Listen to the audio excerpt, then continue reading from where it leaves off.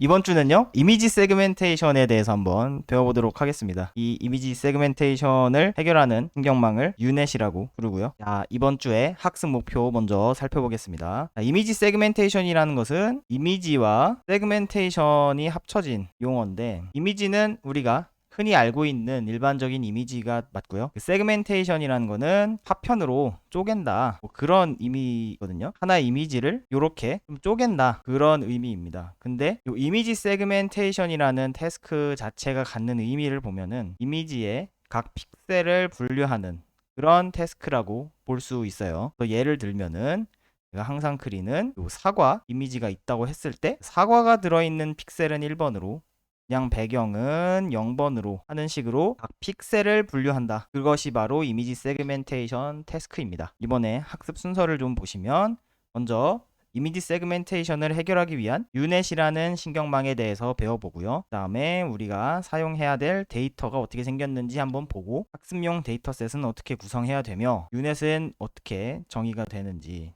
그리고 모델을 직접 학습해보고 성능 평가까지 해보는 걸로 하겠습니다. 이번 주 등장하는 핵심 용어는 총 3가지입니다. 인코더는요, 정보의 압축을 담당하는 신경망입니다. 코더는 반대로 압축된 정보를 복원하는 신경망이다. 인코더 디코더 구조는요, 인코더와 디코더를 단순히 합친 그런 구조라고 보시면 되는데, 이 인코더 디코더 구조를 우리가 왜 사용을 해야 되느냐, 이런 이미지가 있다고 했을 때 그것을 인코더를 이용해서 정보를 압축을 시킵니다. 그 다음에 디코더를 이용해서 다시 이 정보를 복원시키게 되면, 여기는 그냥 일반적인 이미지였지만 여기는 뭔가 정보가 가공된 상태의 이미지를 얻을 수 있기 때문에 우리가 인코더 디코더 구조를 사용을 하는 겁니다. 이미지 세그멘테이션도 마찬가지죠. 들어가는 것은 그냥 이미지인데 우리가 받은 출력은 각 픽셀이 0이냐 1이냐 분류가 되어 있는 이미지를 얻기 때문에 그런 것도 다 정보가 가공된 이미지라고 볼 수 있죠. 그래서 유넷도 마찬가지로 인코더 디코더 구조를 갖고 있습니다. 자, 유넷이 어떻게 생겼는지 한번 살펴볼게요. 자, 먼저 이미지가 이렇게 들어와요. 합성곱층으로. 그 다음에 여기서 이제 특징 추출이 이루어집니다.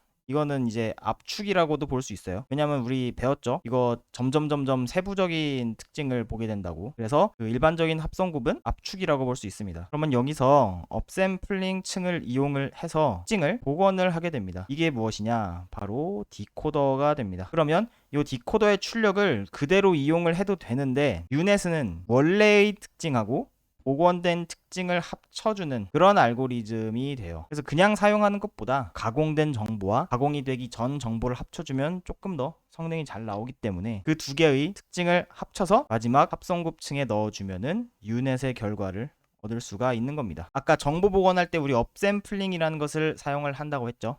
업샘플링이라는 것은 작은 크기의 이미지를 크게 키우는 것, 그런 모종의 알고리즘을 전부 업샘플링이라고 부릅니다. 그 중에서도 우리는 합성곱을 이용하는, 근데 그냥 합성곱이 아니라 전치된 트랜스포즈드 컨볼루션이라는 것을 사용을 합니다. 이것은 합성곱의 반대 개념이라고 생각하시면 돼요. 업샘플링 계산 방법 한번 볼게요. 자, 원래라면 이런 3x3 이미지에 이렇게 커널이 들어가 있으면 얘가 이동하면서 크기가 작아지잖아요. 이번에는 반대로 요런 조그만한 이미지에 이런 커널을 입히는 거예요. 여기 들어가 있는 0이라는 값이 요 커널에 곱해집니다. 그럼 0에는 무엇을 곱해도 0이 되잖아요. 그래서 여기 전부 0이 들어가고, 이제는 1이 나오니까 0, 1, 2, 3에 1을 전부 곱해주면 0, 1, 2, 3이 나오게 되고, 2도 마찬가지죠. 0, 2, 4, 6, 3도 0, 3, 6, 9. 여기 겹치는 픽셀들을 다 더해줘요. 없는 것은 당연히 0입니다. 지금 0만 있고 나머지는 다 비어있으니까 0이 되겠죠. 가운데가 다 겹쳐있으니까 가운데로 설명을 할게요. 1번의 0과 가운데 2와 3번의 2와 4번의 0이 합쳐져서 4가 됩니다. 그런 식으로 커널을 이용해서 이미지로부터 특징을 추출하는 것이 아니라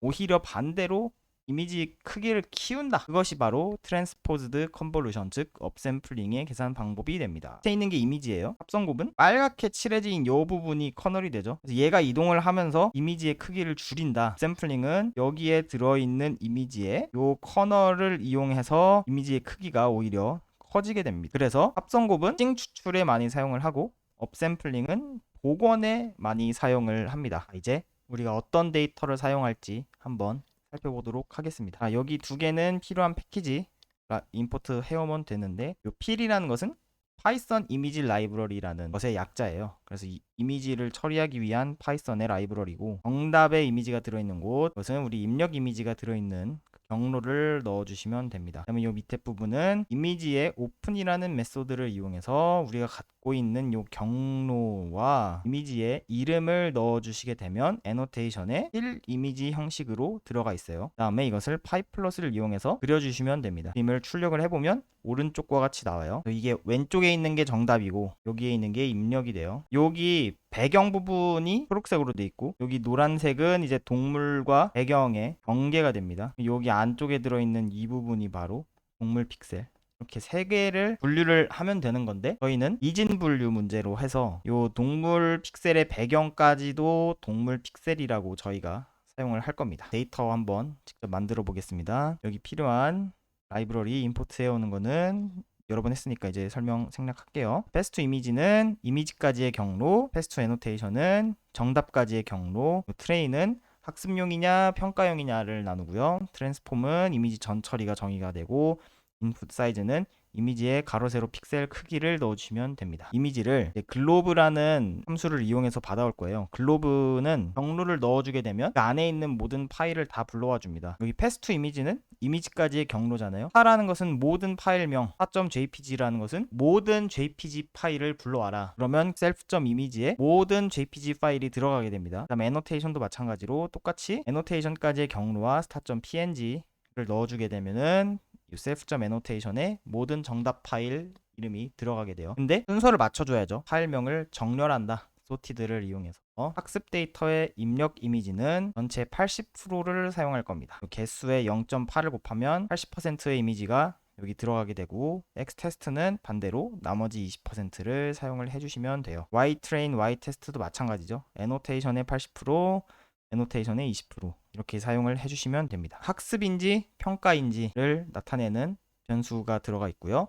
전처리랑 입력 이미지 크기 넣어주시면 됩니다. 자, 이제 데이터는 우리가 몇 개를 사용하느냐, 학습용 데이터인 경우와 평가용 데이터인 경우 두 가지가 있죠. 학습용 데이터의 길이와 학습용이 아닌 평가용 데이터의 개수 이렇게 나눠주는데 그때 사용되는 게 바로 이 self.train이라는 변수예요. 여기 안에 이게 트루면은 학습이었고 거짓이면은 평가용이었겠죠. 다음 여기 제가 아까 말씀드린 정답 마스크를 변환해 주는 것을 이용을 할 건데 여기 보시면 배경은 2이고 경계는 1이고 동물은 0이라는 범주로 구분이 되어 있기 때문에 원래는 클래스가 3개인 분류 문제가 됩니다만 저희는 동물과 경계를 전부 1로 두고 배경을 0으로 두는 이런 이진 분류로 문제를 조금 간단하게 바꿔줄 겁니다. 그래서 보시면 일단 마스크를 인풋 사이즈, 이미지의 크기에 맞게 조금 변형을 좀 해주고 자료형을 numpy의 실수형 변수로 바꿔줄 거예요. 마스크는요, 자 2번이 배경이었죠. 2가 아닌 픽셀은 1로, 2인 픽셀은 0으로 바꿔라. 그 다음에 이것을 토치의 텐서로 바꿔주고 반환해주면 됩니다. 그럼 왼쪽에 보이는 이런 마스크가요, 오른쪽에 있는 것처럼 변하게 돼요. 이제 데이터를 불러오는 함수를 정의하면 되겠죠. 자, 이제 학습용인 경우와 평가용인 경우 두 가지가 나눠지는데 변수 이름만 바뀌기 때문에 학습용에 대해서만 설명할게요. xtrain의 i번째 이미지, 우리가 불러와야 되는 이미지를 p를 이용해서 열어줍니다. 자, 이 정답도 마찬가지예요. 여기 들어있는 마스크를 p를 이용해서 열어준 다음에 요 self.transform은 뭐였죠? 전 처리를 처리해준다. 전 처리 처리해주고 마스크는 전 처리 트랜스폼을 쓰는 게 아니라 우리 아까 마스크 변환해주는 요 함수에다가 집어넣어주게 되면 됩니다. 요 정답과 입력 이미지를 전부 반환해주면 끝. 유넷 모델 드디어 정의하겠습니다. 자, 인코더 디코더 구조를 갖고 있기 때문에 인코더도 정의해야 되고요. 디코더도 정의해야 되고 인코더 디코더가 합쳐진 전체 유넷 모델도 정의해야겠죠. 먼저 인코더 먼저 볼게요. 자, 입력이 들어옵니다. 합성곱 거치고 풀링해주고 합성곱 거치고 풀링해주면 돼요. 자, 여기에 보이는 합성곱 2번에 풀링층 1번 거치는 이게 바로 인코더 기본 블록이 됩니다. 여기 안에서는 활성화 함수는 생략이 돼 있다는 거 그림에서는 그거에 주의해 주시면 될 것 같아요. 먼저 이 부분은 필요한 거 다 정의하는 부분이기 때문에 넘어갈게요. 자, 기본 블록은 요렇게까지가 기본 블록이에요. 그래서 필요한 것은 합성곱층, 합성곱층, 풀링층이었죠. 3은 입력 채널 수, 64는 요렇게끼리 맞춰줘야 된다는 거 기억하시죠? 64가 첫 번째 기본 블럭의 출력 채널 수가 됩니다. 간단하게 나타내면 이런 식으로 나타낼 수 있을 것 같네요. 그 다음에 풀링층이 들어가게 되겠죠. 커널 2에 스트라이드 2니까 이미지의 크기를 반으로 나눈다. 두 번째 기본 블록입니다. 똑같아요. 하지만 여기에 64와 이렇게 이어져야 돼요. 얘네가. 그래야 첫 번째 기본 블록의 출력을 두 번째 기본 블록의 입력으로 쓸 수 있겠죠. 이렇게 맞춰주고, 여기 세 번째에서도 마찬가지로 128 맞춰주고, 여기도 256 맞춰주고, 512 맞춰주면 됩니다. 이렇게 총 5개의 기본 블록을 가질 건데, 자, 인코더의 마지막 블록에서는 풀링이 없습니다. 디코더는 인코더랑 똑같은데 업샘플링이 들어가 있다는 점만 달라요. 그래서 업샘플링하고 합성곱을 순서대로 넣어주기만 하면 됩니다. 하지만 유넷의 특징이, 제가 처음에 뭐라 그랬죠? 인코더의 출력이 들어오게 되기 때문에 다섯 번째 인코더의 출력은 제일 먼저 나오는 디코더의 입력으로 들어가고요. 여기 네 번째는 두 번째, 세 번째는 세 번째, 두 번째는 네 번째, 그리고 첫 번째는 마지막 디코더 층에 이렇게 들어가게 됩니다. 이 구조가 굉장히 중요하다는 거. 자, 이게 기본 블록이죠. 업샘플링 층, 트랜스포즈드 컨볼루션, 이런 이름을 갖고 있습니다. 112 채널을 받아서 512 들어오고 256이 나오게 되겠죠. 256도 여기 마찬가지예요. 두 개 맞춰주고 여기도 맞춰주고 128 이렇게 쭉쭉쭉쭉 똑같이 넘어가면 되고요. 이 마지막 층에는 활성화가 안 들어갑니다. 왜냐면은 디코더는 정보의 복원이라고 말씀드렸잖아요. 복원된 정보에 활성화를 띄우게 되면은 복원된 정보에 또 한 번 가공을 하게 되면 정보가 또 손실이 되기 때문에 디코더의 마지막 층에는 활성화를 사용을 하지 않습니다. 이제 우리 인코더와 디코더를 다 정의를 했잖아요. 먼저 인코더를 쭉 거치고 코더로 딱 나가면 되고, 인코더에서 디코더 값 받아오는 요 구조만 주의해 주시면 돼요. 그래서 여기 코드로 보시면 요렇게가 첫 번째 인코더, 요렇게가 이제 두 번째 인코더, 세 번째, 네 번째, 다섯 번째 인코더죠. 근데 마지막에 풀링이 없다? 풀링이 없다. 이제 디코더 보겠습니다. 디코더는 인코더에서 값 받아와야 된다 그랬어요. 꼴치점 cat, 이 부분이 바로 합쳐주는 겁니다. x랑 이 4를 합쳐주는데 x는 뭐죠? 다섯 번째 인코더로부터 업샘플링이 된 것, 그게 바로 x고, 이 4는 네 번째 인코더의 출력이에요. 그것을 합쳐라. 근데 어디에? 임은 1이라는 거는 채널 순서대로 쌓아라. 이런 형태로 값을 갖고 있을 겁니다. 4개만 그릴게요. E4도 이런 형태로 갖고 있어요. 얘를 어떻게 합치냐? 이렇게 가져와서 채널 방향으로 싹 합친다. 그러면 총 8개 채널이 되겠죠. 8개 채널을 갖는 하나의 또 텐서로 볼 수 있겠죠. 그렇게 합치라는 의미입니다. 그리고 나서 합성곱과 활성화를 거치면 돼요. 또 여기서 이 x가 업샘플링이 되겠죠. 업샘플링 된 놈과 세 번째 인코더 특징을 또 채널 방향으로 합쳐주고 합성곱이랑 활성화 거쳐가면 됩니다. 마지막에 마스크를 예측하는 거잖아요. 근데 마스크라는 것은 RGB 채널을 갖는 이미지가 아니라 어떻게 보면 이제 흑백 이미지, 채널이 하나인 그런 흑백 이미지라고 볼 수 있기 때문에 채널 차원을 없애야 돼요. 그래서 여기를 보시면 아마 마지막에 퀴즈를 사용을 해줄 겁니다. 텐서 값을 반환해주면 유넷의 동작을 저희가 정의했다고 볼 수 있습니다. 모델 학습하는 학습 루프 한번 볼게요.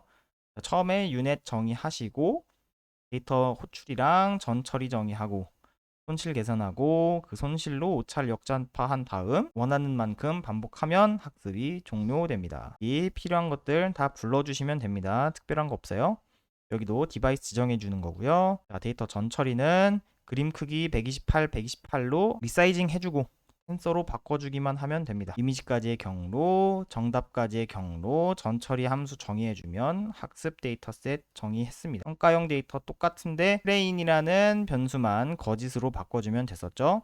그 다음에 데이터 로더로 트레인셋과 배치 크기, 셔플, 학습 데이터는 셔플 필요하다는 것만 아시면 될 것 같아요. 테스트 로더도 똑같이 정의해주시면 됩니다. 모델 정의할게요.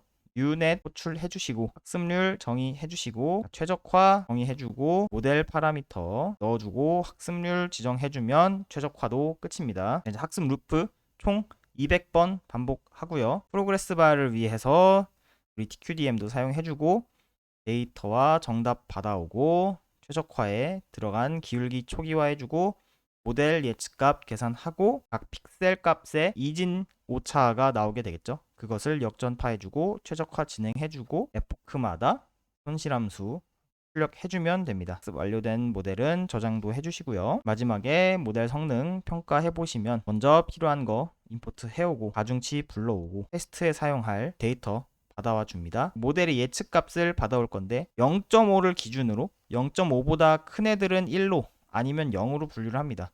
그래서 이랬던 모델의 예측이 오른쪽에 보이는 것처럼 1, 0, 0, 1 이런 식으로 마스크를 예측하도록 바뀌게 됩니다. 스프레드와 실제 정답 값을 이제 그림을 그려보면 오른쪽에 보이는 것처럼 보입니다.